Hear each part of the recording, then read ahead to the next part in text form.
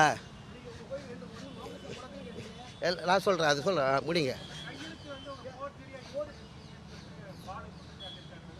என்ன கையெழுத்து? தேர்தல் தேர்தல் ஆணையத்தில் பாலு சொல்லலை.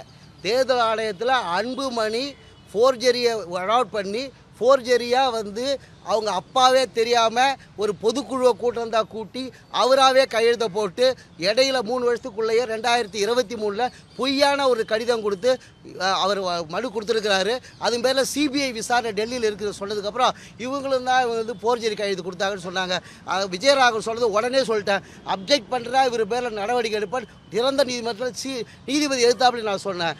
ஐயாவுடைய கையெழுத்தை அன்புமணி தான் ஃபோர்ஜரி பண்ணார். அதை நீங்கள் மாற்றி படிக்கணும். அவர் ஃபோர்ஜரி பண்ணி தேர்தல் ஆணையத்தை கொடுத்துருக்காரு. அவர் கையெழுத்தை யாரும் ஃபோர்ஜரி பண்ணலை.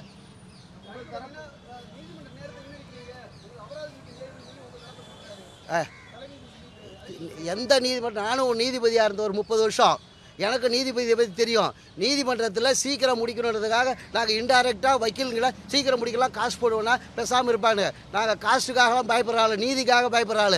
தலைமை நீதிபதி இல்லை, உச்ச நீதிமன்ற தலைமை நீதிபதியாலும் எங்கள் கோரிக்கையை வலியுறுத்தி உறக்கமாக சொல்லுவோம். காசு போட்டால் போட்டுமே, நாட்டு மக்களுக்கு தானே. ஆக காசுக்காக நாங்கள் தண்டனையாக போடுறாங்க.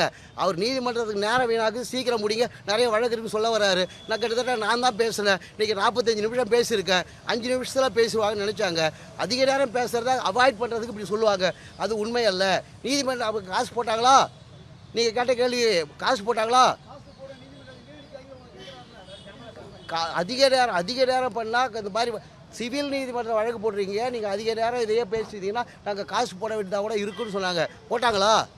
அது இன்டைரக்டாக கோர்ட் சொல்கிறது. அதெல்லாம் காசு போட மாட்டாங்க. காசு போட 2 கோரிக்கைகள் 2 மனுவுமே ரிட் மனுவில் கோரிக்கைகளில் மனு 2லையுமே உத்தரவு என்னன்னு பார்த்தீங்கன்னா, உத்தரவில் சிவில் நீதிமன்றத்தில் இந்த வழக்கு சர்ச்சை இருப்பதால் சிவில் நீதிமன்றம் உடனடியாக இதை தீர்மானித்து முடிவெடுக்க வேண்டும். அதனால் ரிட் மனுவை நீதிமன்றம் பார்க்கவில்லை. ஒரே பிரச்சனை ஒன்று.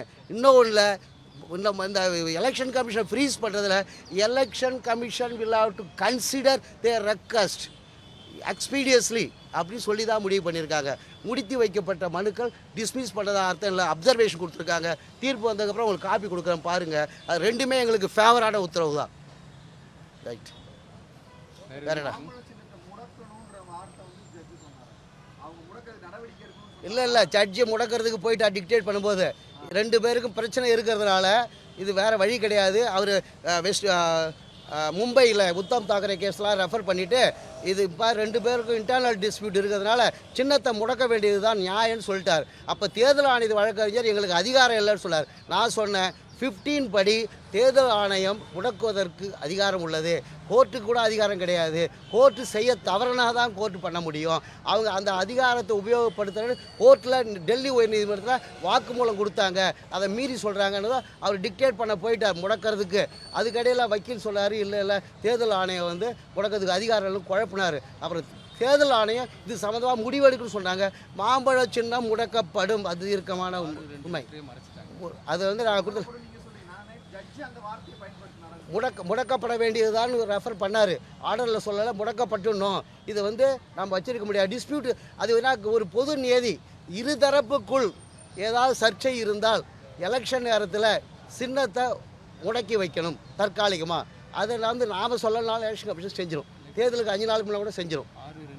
பிரச்சனை முடியெல்லாம் பண்ணிவிடுவாங்க. நாங்கள் அது இந்த முடிவை 1 வருஷமாக தேர்தல் ஆணையம் எந்த விதமான பதிலும் கொடுக்காம, 1 வாரத்தில் எங்களுக்கு இன்னும் ஒரு லெட்டர் கொடுத்துருக்கோம். 1 வாரத்தில் வேறு ஒரு கட்சிக்கு ஒரே வாரத்தில் பதில் கொடுக்குற தேர்தல் ஆணையம் 1 வருஷமாக முன்கூட்டியே போன வருஷமே அதை அன்புமணிக்கு சாதகமாக நடந்துட்டு அதை மாற்ற முடியாமல் தவிச்சுக்கிட்டு இருக்கிற தேர்தல் ஆணையம் ஏன் இப்படி பண்ணிகிட்டு இருக்கிறீங்க நாங்கள் கேட்கும்போது தேர்தல் ஆணையத்தில் பதில் சொல்ல முடியாமல் அன்புமணிக்கு சாதகமாக செய்யணும்னு நினச்சோமே முடியலையேன்ற ஒரு ஆதங்கத்தில் இருந்தாங்க. அதனால் நாங்கள் தேர்தல் ஆணையம் தேர்தலை தள்ளி வச்சுட்டாவது எங்களுடைய பிரச்சனைக்கு தீர்வு கண்டு தான் தேர்தல் தேதி அறிவிக்கணும். இப்போவும் சொல்லுவோம். இதுக்கு மேலே உச்சநீதிமன்றத்துக்கும் அப்பீல் போவோம்.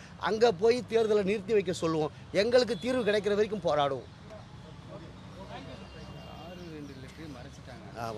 6/2/2026 நாங்கள் வந்து தேர்தல் ஆணையத்தில் முறைப்படி மாம்பழ சின்னம் எங்களுக்கு கிடைக்கவில்லை என்றால் முடக்க வேண்டும் மனு கொடுத்தோம். பரிசீலனை இருக்குது, அது முடிக்கலன்னு தான் இங்கே வந்திருக்கிறோம்.